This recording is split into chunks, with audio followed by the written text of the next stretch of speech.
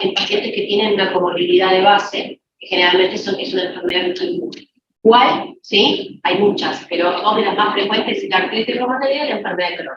Significa que estos pacientes ya tienen una base, ¿sí? de un componente autoinmune y habitualmente tienden, ¿sí? a tener este tipo de amiloidosis, ¿sí? Esta proteína alterada, que es la proteína AA, ¿sí? Y complican cuadros con insuficiencias hepáticas, insuficiencias renales y demás, ¿sí?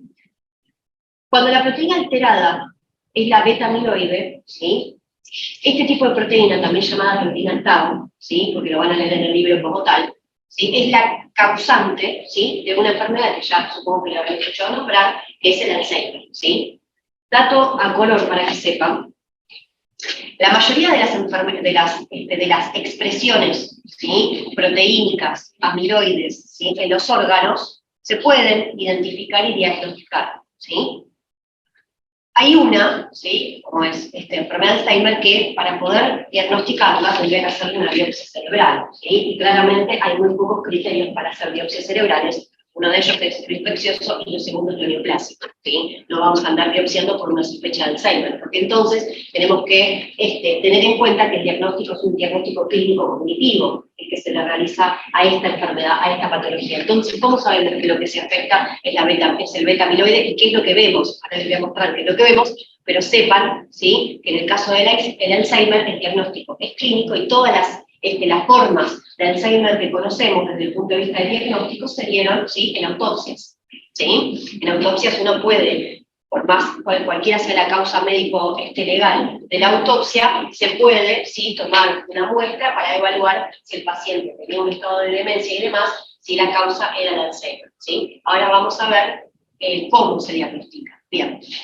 Cuando hay una alteración, estas mismas proteínas fibricales, ¿sí? se pliega mal, se altera el metabolismo de esta proteína, que es la talostiretrina, y es la causante de la afección, ¿sí? Y el depósito de sustancia amiloide en el corazón, ¿sí? generando la amiloidosis cardíaca. ¿Sí? Y cuando la proteína que se afecta es la beta-2, microglobulina, ¿sí? se da en casos de pacientes que tienen, se realizan hemodiálisis, ¿sí? por lo menos por un año, ¿sí? de diferencia, y se generan, ¿por qué? Porque el mismo proceso de hemodiálisis, ¿sí? en pacientes que tienen insuficiencia renal crónica que requieren una hemodiálisis semanalmente, se empieza a analizar las células, ¿sí? no solamente de la sangre, sino también células, células rojas de la serie roja, sino células de todas las series hematopoyéticas, y eso produce que se genere en ese mismo proceso se genere un plegamiento de una proteína que es la beta-2 microglobulina atípica, ¿sí? que no la pueda, y que el riñón no la pueda procesar y no la pueda filtrar. Entonces lo que habitualmente ocurre en estos pacientes es que esa beta-2 microglobulina provoque una amiloidosis renal, ¿sí? Y el lugar en donde habitualmente se deposita, ¿sí? esta proteína atípica es en el glomérulo, ¿sí? Con lo cual se entendería un poco, ¿sí? si la hemodiálisis lo que está tratando de hacer es suplir la función de filtración que tiene el riñón, ¿sí? La filtración de un riñón en donde empieza siempre el primer proceso, en el glomérulo, ¿sí? Con lo cual ahí no se está filtrando porque esta beta-2 microglobulina está depositándose, con lo cual empieza a fallar, y esto genera, obviamente, que la hemodiálisis sea, no dé resultado, y que estos pacientes terminen, ¿sí? con cuadros de falla multiorgánica, justamente por este caso, ¿sí? Bien, las de abajo no me interesa tanto, ¿sí? Simplemente que quiero que entiendan esto. Lo más engorroso de este tema, ¿sí? que yo sé que es muy aburrido, es la clasificación. Después el resto es más sencillo, ¿sí? Resulta que las fibrillas proteicas alteradas, ustedes saben que, supongo que en ISTO, se acordarán que existía la microscopía óptica y electrónica, y uno decía, ¿para qué quiero ver la microscopía electrónica si nunca en la vida voy a ver un microscopio electrónico? Pero les paso a contar, ¿sí? que en el mundo de la patología, la microscopía electrónica tiene un uso, ¿sí? Y acá en Buenos Aires hay dos lugares, ¿sí? que hacen microscopía electrónica, uno de ellos es la Universidad de Buenos Aires, y toma biopsias y casos específicos, muy específicos, en donde realmente es necesario de este aparato, ¿sí? para poder hacer el diagnóstico. Por ejemplo, patologías de glomérulos, ¿sí? A nivel de los riñones, ¿sí? En donde hay ciertos elementos, cuando veamos renal, les voy a contar, que son necesarios de este diagnóstico para poder tratar al paciente, ¿sí? Bien, simplemente y a modo de título informativo, ven que estas son proteínas, ¿sí? Proteínas plegadas, ven que estas proteínas plegadas tienen como una disposición de aspecto ovoide, ¿sí? Glomeruloide, ¿sí? Esta es una proteína amiloide, ¿sí? Es una proteína mal plegada, ¿sí? Para que vean que sí se puede identificar con microscopía electrónica, ¿sí? Esto no me interesa. Bien. Como les dije, las amiloidosis pueden afectar varios órganos, se pueden depositar en las células de esos órganos y consecuentemente a eso, ¿sí? Se puede producir un cambio arquitectural en ese tejido, ¿sí? Y la consecuencia de ese cambio arquitectural es, ¿sí? El mal funcionamiento de ese órgano. Si nos centramos en la amiloidosis cardíaca, nosotros sabemos que el depósito intracelular e intracelular de sustancia amiloide, ¿sí? Que es producto de la metabolización erránea de la transpiretrina, ¿sí? Se deposita dentro de las células cardíacas. Si alguno en su subconsciente recuerda algo de la histología, ¿sí? Vemos que esta imagen de hematoxilina y eosina es claramente muy distinta a lo que debería ser un músculo cardíaco normal. ¿Por qué? Porque la célula muscular cardíaca prácticamente no está presente, son estas que están acá, que nada tienen que ver con las células normales, ¿sí? Lo que vamos a ver de acá en adelante no son cosas normales, con lo cual vayan haciéndose la idea de que hay que recordar un poquitito qué era lo normal para poder entender qué es lo patológico, ¿sí? Entonces, todo esto que está acá no es normal, ¿sí? No hay disposición fibrilar que genere una compliance cardíaca. No hay disposición celular, ¿sí? El tejido está completamente alterado. Si nosotros decimos pérdida de la histoarquitectura, ¿sí? Esto es puede ser producto de una amiloidosis cardíaca, puede ser, porque en realidad, si yo veo esta imagen sin ningún contexto, puede ser cualquier cosa, ¿sí? Puede ser un cuadro de una insuficiencia cardíaca causada por vaya a saber qué cosa, ¿sí? Con lo cual, sin contexto no. Ahora les voy a decir cómo nos vamos ubicando. Macroscópicamente, estamos viendo un corazón, si un corte de un corazón, no sé, ¿vieron un corazón los que tuvieron clase práctica?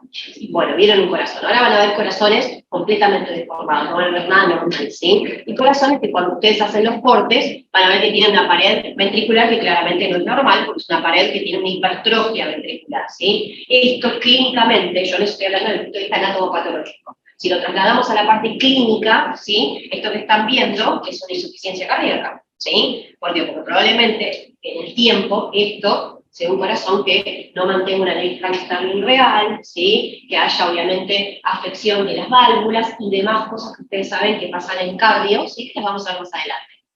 Simplemente diría, pero bueno, ¿qué tiene que ver la amiloidosis cardíaca con la insuficiencia cardíaca? Bueno, la amiloidosis cardíaca, como bien dije, al ser enfermedad de depósito, al provocar cambios histoarquitecturales y al generar que las células tengan que acomodarse de alguna forma porque no funcionan, provocan una compensación a través de la hipertrofia. Y esa compensación a través de la hipertrofia provoca lo que les decimos, lo que hablamos recién, es la insuficiencia cardíaca y todo lo clínicamente que ustedes ya conocen como consecuencia. ¿Estamos de acuerdo? ¿Me van casando para otro o estamos medio perdidos? Una consulta, ¿la patología es intracelular y extracelular en este caso? Sí, en ambos casos, exactamente. Sí. Siempre predomina la desamiloidosis a nivel extracelular, siempre va a predominar más. Por eso ves el desorden de las proteínas estructurales. Intracelular también está. Sí, porque genera, exactamente. Sí, sí. No, de nada. Entonces, la pregunta sería, si yo esto lo veo en un contexto X y nadie me dice de qué estoy hablando y no tengo sospecha y demás, puedo pensar millones de cosas. Claramente, frente a una biopsia de estas características, lo primero que voy a pensar no es que el paciente tiene amiloidosis, ¿sí? En la lista de todos los diagnósticos diferenciales siempre tenemos que pensar en lo más frecuente a lo más infrecuente, ¿sí? No vamos a ir a una alteración cromosómica con mutación del gen tanto, no.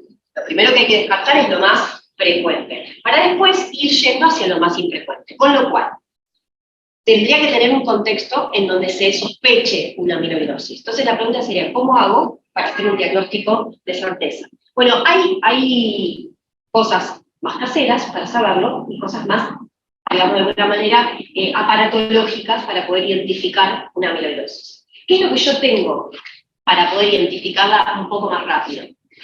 En el laboratorio, si recuerdan, cuando vieron histología, existía la hematoxilina y eosina, el color rosita, el color violeta y demás, y hay un montón de técnicas especiales, ¿sí? Uno dice técnicas especiales que le sirven para ver estructuras. ¿Para qué las usamos? Para ver estructuras, ¿sí?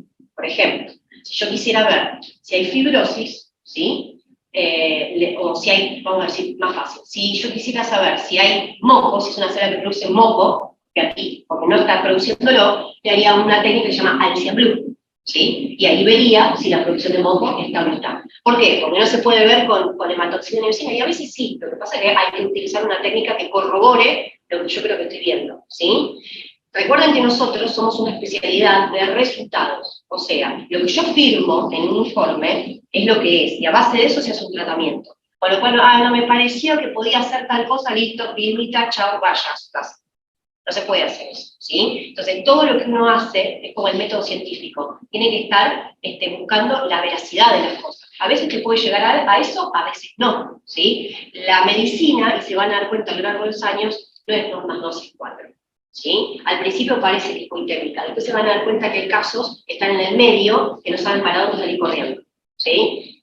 Vamos a ver más adelante, yo les voy a ir contando cuando nos metamos en el tema algunas cosas de la experiencia mía, como para que vayan viendo cómo esta ciencia tan grande no es tan exacta como uno cree que es, ¿sí? Con lo cual, uno tiene que buscar todo lo que me dé la posibilidad de confirmación, ¿sí?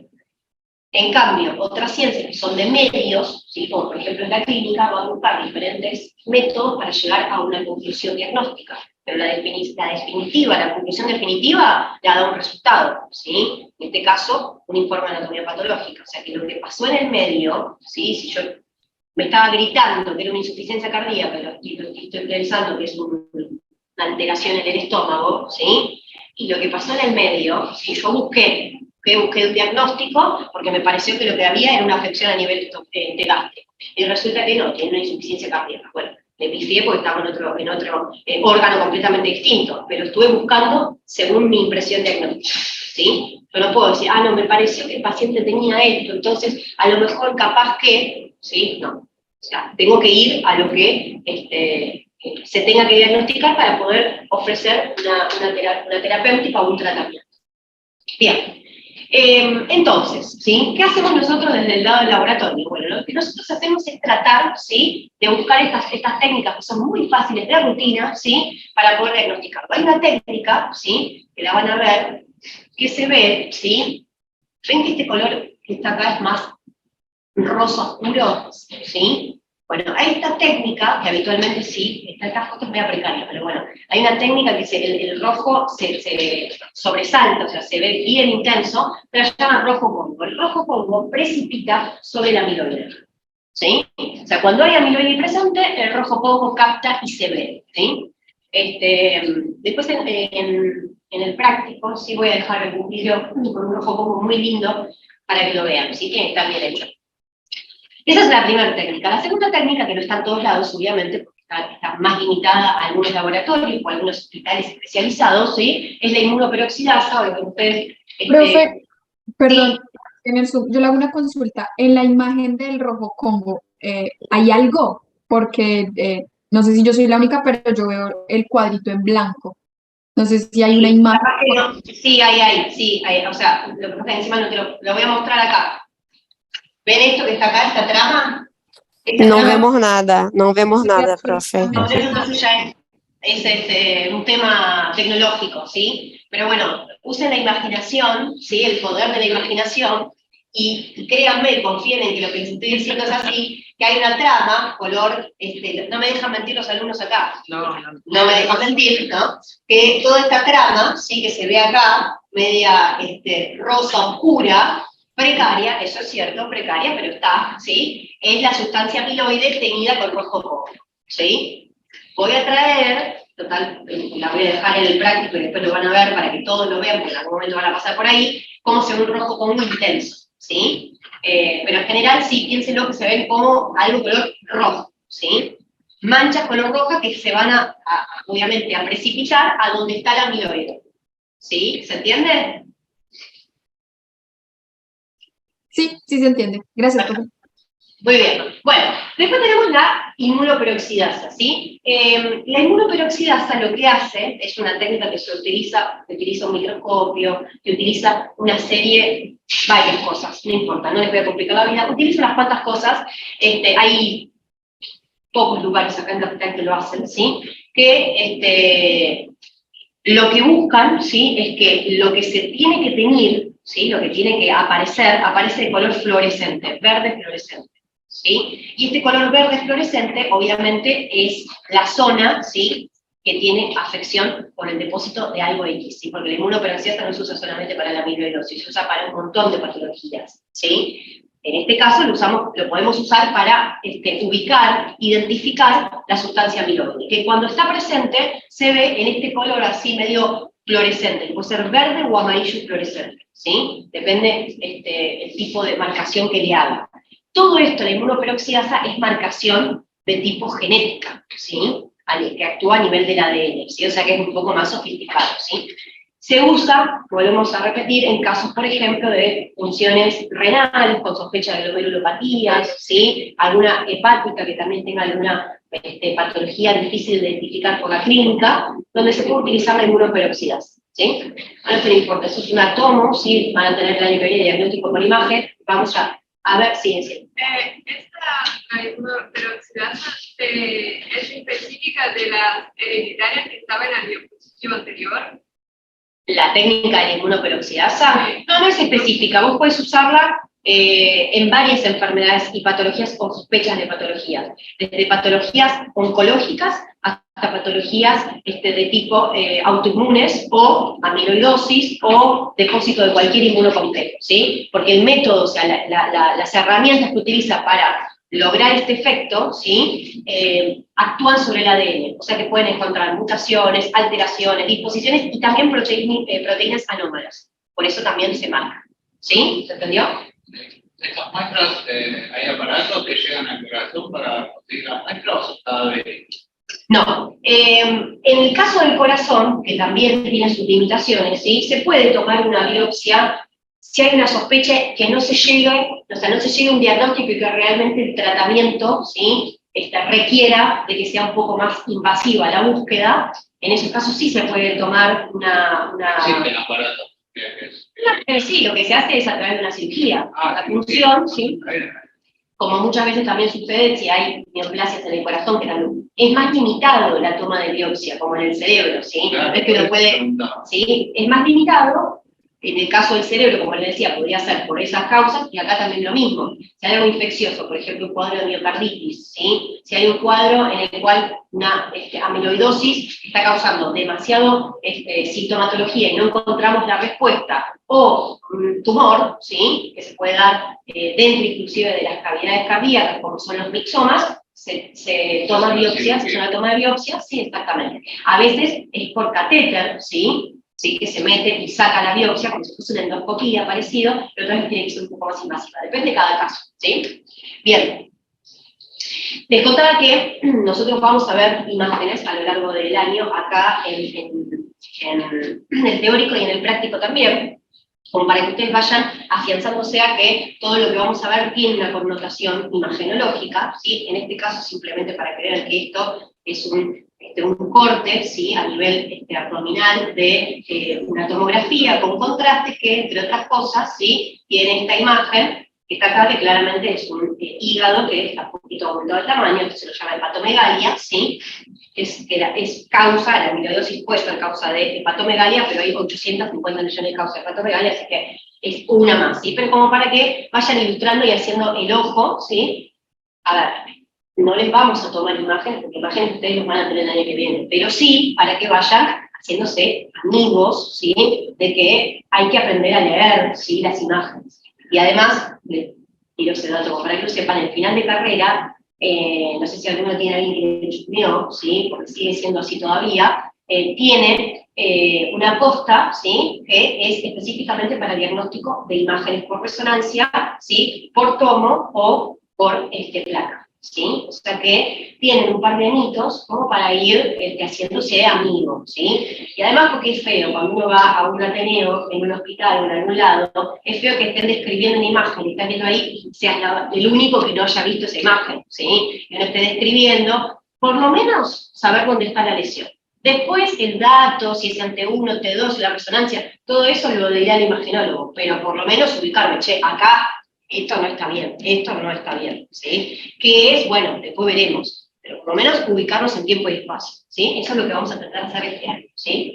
Bien, amiloidosis renal, ¿sí? El riñón también puede estar afectado, se los contaba hace un ratito, ¿sí? La amiloidosis renal es bastante frecuente, ¿sí? Para ver muchos de estas estructuras en la macro, ¿sí? En los prácticos. Y la afección habitualmente es a nivel del glomérulo. Si volvemos a nuestro subconsciente hacia atrás, en las épocas de histología, y nos acordamos de que existía una estructura que se llamaba glomérulo renal, ¿sí? Que era donde se producía justamente la filtración, ¿sí? De todo lo que después iba a circular por los túbulos, ¿sí? Nos daríamos cuenta que este glomérulo, por ejemplo, que tiene la tinción distinta, no es demasiado normal. Y este glomérulo no es demasiado normal. ¿Por qué? Porque tiene una trama acá marcada de una sustancia aspecto fibrótico, que no es nada más y nada menos que el rojo congo marcadito ahí dentro de dónde, dentro del mesangio, ¿sí? ¿Se acuerdan que existía el llamado mesangio dentro de el glomérulo? Por ahí circula, ¿sí? Y se deposita el componente de amiloidosis, y en el rojo congo el resultado es ese, ¿sí? Simplemente quédense con ese dato. ¿Qué pasaría si yo le hago una inmunofluorescencia? ¿Usted lo habrá escuchado, inmunofluorescencia directa o indirecta? Bueno, es lo mismo que la inmunoperoxidasa, ¿sí? Utiliza algunas cuestiones distintas, pero la idea es la misma, ¿sí? Y muestra bien marcado, ¿sí? Las zonas que están engrosadas acá, ¿sí? Las zonas, ¿sí? De afección del glomérulo. ¿Está bien? También puede haber afecciones y depósito de amiloide en los vasos sanguíneos, ¿sí? ¿Dónde se depositan? ¿En qué parte de los vasos sanguíneos? Bueno, en la parte muscular de los vasos sanguíneos. Y si miran acá, los vasitos estos de pequeño calibre, que claramente están también ubicados a nivel del parénquima renal, ¿sí? Están bien dibujados, ¿sí? Como si fuese un trazo característico con rojo congo, ¿sí? Ahí hay depósito de amiloide, ¿sí? Ahí obviamente hay vasculitis, hay diferentes enfermedades, ¿sí? Que se dan por depósito de amiloide en los vasos sanguíneos, ¿sí? Esto no nos importa mucho. Bien, de enfermedad de Alzheimer, un poco para que lo vean, hay un par de cosas en la macro y micro para mostrarles. Lo que se produce es una atrofia, ya saben, atrofia cerebral, ¿sí? Fíjense, los surcos y las circunvoluciones están mucho más acentuadas que en un cerebro normal, ¿sí? Fíjense un corte del cerebro, ¿sí? Hay un montón en la macro para que vean allá en el práctico, normal, y otro con claras características de disminución de la zona cortical, ¿sí? De la sustancia gris, ¿sí? Con alteración del cuarto ventrículo, ¿sí? Por todo un contraste se ven que hay disminución del tamaño total, atrofia, con surcos bien pronunciados, ¿sí? Aumento del tamaño del cuarto ventrículo, que no coincide y no se correlaciona con un corte normal que no tengo acá, pero que después más adelante se va a mostrar. ¿Qué vería cuando vería una imagen microscópica? O sea, ¿cómo haría un diagnóstico? Bueno, fíjense que esto es sustancia gris, acá hay muchas células de la glia, todos estos son estructuras dendríticas y neuronales, y aparece algo acá, ¿sí? Que es como una mancha, ¿sí? Que se ve un poquito más intensa en su coloración. Ese es el depósito de algo que se llama ovillos neurofibrilares, que son la lesión patognomónica de un Alzheimer. Cuando digo patognomónico, es una palabra que me encanta, la van a escuchar muchas veces durante el año, significa característico de, ¿sí? Es un término muy de patólogos, mediología, así que la van a escuchar bastante seguido. Ovillos neurofibrilares, ¿sí? Producidos por la proteína tau o la proteína beta-amiloide, ¿sí? En caso de enfermedad de Alzheimer. Fíjense que acá aparece, ¿ves? Todo esto que está marcado, ¿sí?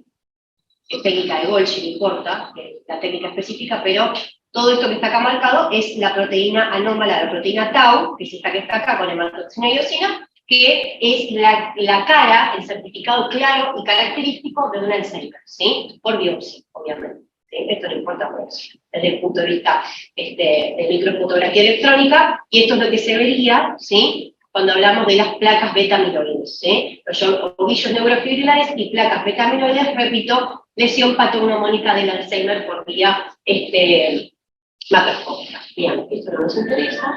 Bien, vamos a pasar a la segunda enfermedad por depósito. La segunda enfermedad por depósito es... Sí, Profe, perdón, me paso otra pregunta. Estábamos hablando hace un momento del rojo Congo, de que se usa Sí. solamente de forma histológica. Acá veo que hay una prueba de Benjol donde lo inyectan de forma intravenosa. En que, digamos, De cuando... vuelta, perdón, de vuelta la pregunta. Ok, estábamos hablando hace un momento de las técnicas histológicas a través del rojo Congo. Sí. Pero estaba viendo acá también que habla sobre la prueba de Benjol que se administra de forma intravenosa, ese rojo Congo. Dice que es altamente tóxico, Sí. pero ¿en qué momento entonces yo puedo decirle a este paciente o indicarle a este paciente esta técnica? No se hace más. No se hace nunca más. No. Anótenla como técnica física, no se hace más. En la práctica. Ok, ¿Sí? muchas gracias. De nada. Gota. ¿Sí? ¿Alguien sabe qué es? Acá le decimos artritis gotosa porque gota es como más de... de cristales de momento de azul. Bien, o sea que hay un paciente con una hiperuricemia, ¿sí? Ácido úrico, vuelvan para atrás y fíjense cómo es el metabolismo del ácido úrico, ¿sí?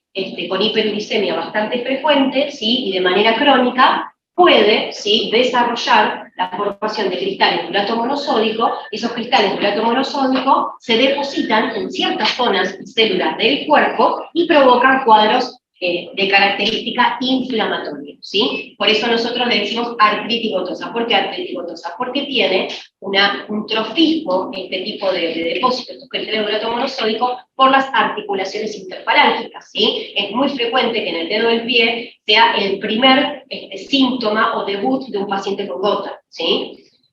Y esto se genera, ¿por qué?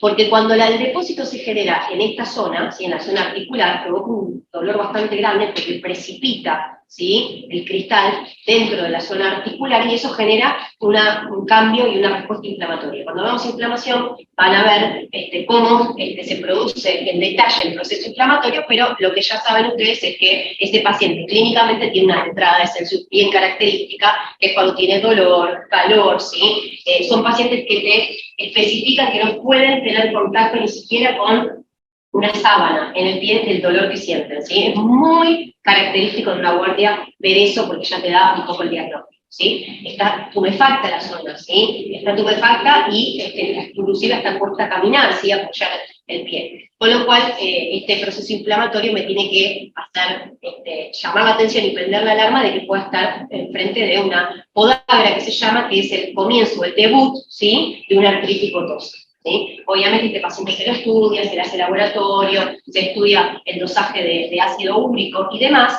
pero puede ser que estos pacientes de manera crónica, ¿sí? Tengan depósito de urato monosódico en las articulaciones de los pies y de las manos y generen los famosos tofos gotosos. Ahora se los voy a mostrar. El tofo gotoso es un depósito de cristal de urato monosódico en esas articulaciones que, como verán, genera un cuadro bastante alterado de la articulación, ¿sí? Debilitante, limita el movimiento, ¿sí? Esto obviamente se opera, ¿sí? Pero sepan que de manera crónica se le llama tofo gotoso. Esto tiene su medicación, se medica, ¿sí? Más en clínica el año que viene van a ver cómo se medica la artritis gotosa, ¿sí? Para evitar las recidivas de esta lesión, pero si la viéramos desde el punto de vista imagenológico, generan lesiones osteolíticas. Cuando uno dice osteolítico hay que tener cuidado, porque todo lo que es osteolítico es sinónimo de cáncer en una placa, ¿sí? En una placa, en una resonancia es sinónimo de cáncer. ¿Por qué? Porque el cáncer lo que hace de alguna manera, para explicárselo de manera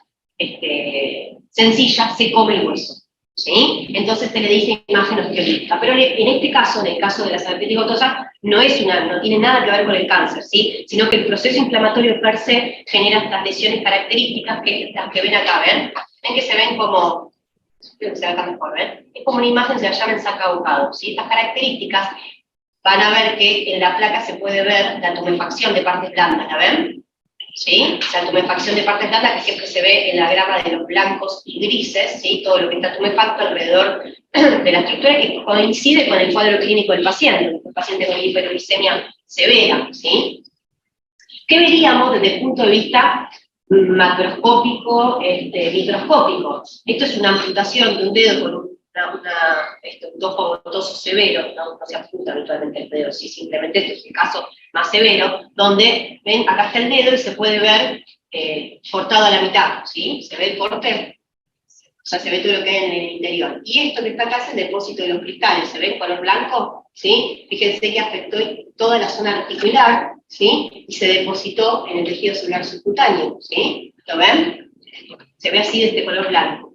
Y si lo verían microscópicamente, ¿sí? Fíjense, acá está la epidermis, ¿la ven? Y por debajo de la epidermis nos encontramos con estas acumulaciones, depósitos, bien, en dermis profunda, casi tocando el tejido celular subcutáneo, que corresponden, ¿sí? A depósito de los cristales de urato monosódico que, visto a mayor aumento, van a ver que es se forma como una especie de laguna, ¿sí? De material inerte, material amorfo, que no tiene obviamente celularidad, ¿sí? Que es el depósito de esta sustancia extraña. Es muy común que se produzca, inclusive, para que no sepan, una respuesta a cuerpo extraño, ¿sí? Es decir, esto es un cuerpo extraño, ¿sí? Al tener un cuerpo extraño se produce una especie de cuadro inflamatorio que rodea la lesión, ¿sí? Porque el cuerpo sensa que hay un cuerpo extraño, entonces aparecen un pool de células inflamatorias que rodea la lesión. ¿Por qué? Porque trata de opsonizarla, trata de fagocitarla. Como no la puede fagocitar, aparecen estas células grandes, que son células gigantes multinucleadas, que ya vamos a ver de qué se trata, pero que lo que van a tratar de hacer es fagocitar en mayor cantidad de producto extraño en el cuerpo, ¿sí? Y esto genera mucha fibrosis, ¿sí? Con lo cual estos pacientes son pacientes que tienen un colágeno aumentado de tamaño, una fibrosis muy marcada, ¿sí? Que inclusive se ve, porque si se manda una biopsia y se corta con el bisturí, cuesta cortarlo, ¿sí? Porque hay mucha fibrosis, ¿sí? Más adelante lo vamos a ver. Esa opsonización se da por complemento, por inmunoglobulina, eso. En un principio no, si es crónico sí.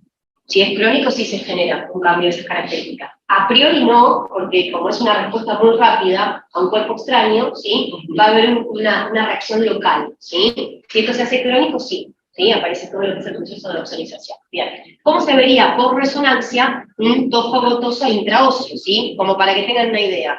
Esto es la zona articular y de hueso, ¿sí? Acá tenemos la zona articular, interfalángica, ¿sí? Acá tenemos la zona ligamentaria, y acá tenemos, ¿lo ven acá? El depósito, ven que está como lítica la zona, ¿ven? Se pierde la trama normal, ¿sí? Del hueso, y se empieza a depositar acá arriba. ¿Ven? Todo esto es depósito de urato monosódico. En la imagen siguiente, ¿sí? Para que la gente que está en Zoom lo vea, porque no ven el cursor, ¿sí? Se puede ver bien el depósito del urato, bien lateralizado, rompiendo parte del componente articular y óseo, y se deposita hacia el tejido celular subcutáneo, ¿sí? Y acá es donde genera esos cuadros, esas tumefacciones como las que se ven acá. ¿Ven? Esta tumefacción así es producida por ese depósito que les contaba recién. ¿Estamos de acuerdo? ¿Se entendió un poquito la imagen? ¿Sí? Bien. ¿Cuál es el diagnóstico? El diagnóstico puede ser clínico, ¿sí? Si el paciente viene con un cuadro agudo, el diagnóstico principalmente es clínico. ¿Qué pasa? Como toda esa zona queda tumefacta, ¿sí? Todo lo que es edema se puede sacar, ¿sí? Ustedes saben que anatomía patológica estudia los líquidos también, líquidos, los fluidos corporales.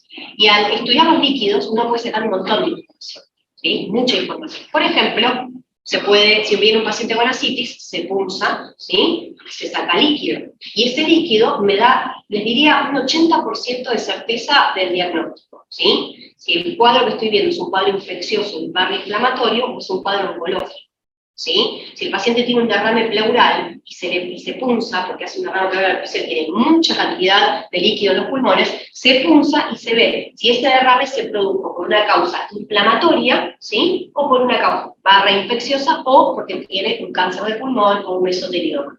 ¿Sí? ¿Estamos de acuerdo? O sea que los fluidos, ¿sí? Y todos los líquidos se estudian, se necesita un poquitito nada más, se coloca una centrífuga, ¿sí? Y la centrífuga separa el componente celular del componente líquido, ¿sí? Y eso es lo que yo puedo identificar. Por supuesto que es un líquido, no va a reemplazar la biopsia, ¿sí? Pero da un 85% del diagnóstico, ¿sí? Este líquido se estudia, ¿sí? Y se hace a través de una artrocentesis, ¿sí? Que es la eliminación del líquido, ¿sí? Por punción de la articulación, eso se llama artrocentesis, ¿sí?